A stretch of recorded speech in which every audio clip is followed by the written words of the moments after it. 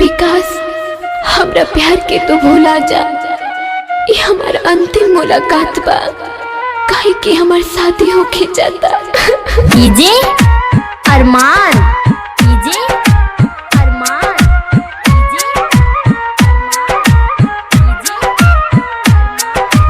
जाता न ससुरा भूल जई हम भेंट न कबो होई। अरे हम तोरा के भुलाई कैसे।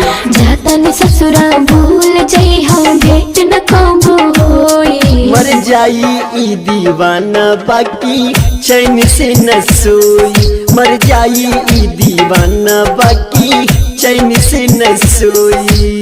कीजे अरमान, मर जाई ई दीवाना बाकी चैन से न सोई, चैन से न सोई। कोरी हो न चिंता हमरा के तू दिल से दिहो निकाल हो। इहे करे के रहे तो बोलो काहे ला कोइलू प्यार हो। शादी के बात सुन के हमरा कुछ नहीं के बुझात हो। रहे न पता हमारा संगे करबू अतना घात हो। कोरी हो न चिंता हमरा के तू दिल से दिहो निकाल हो। इहे करे के रहे तो बोलो काहे ला कोइलू प्यार हो। बुझियो ना हर गाई हमके तोहर लाखिया रोई। जन्म जन्म साथ देने का वादा कइले रहली। बुझियो ना हर गाई हमके तोहर लाखिया रोई। मर जाई ई दीवाना बाकी चैन से न सोई। मर जाई ई दीवाना बाकी चैन से न सोई। कीजे अरमान, मर जाई ई दीवाना बाकी चैन से न सोई, चैन से न सोई। आखिरी मिलन हमने के बाटे मेहंदी काल रचाई। डोली से अपना झांक के देखी हो चीता हमर सजाई। सुन देवेंद्र दिल के अपना कसौला न मनाई। कोइले बारू वादा जवन घरे का बताई।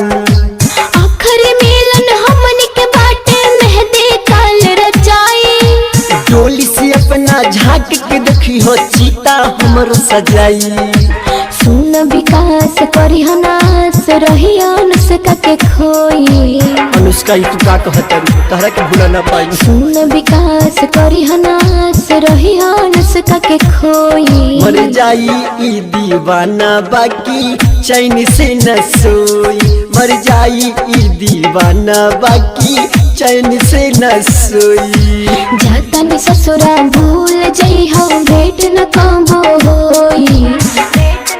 अरे हम तोरा के भुलाई कैसे।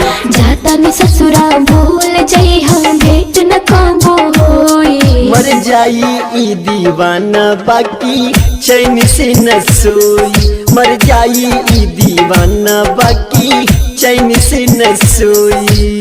कीजे अरमान।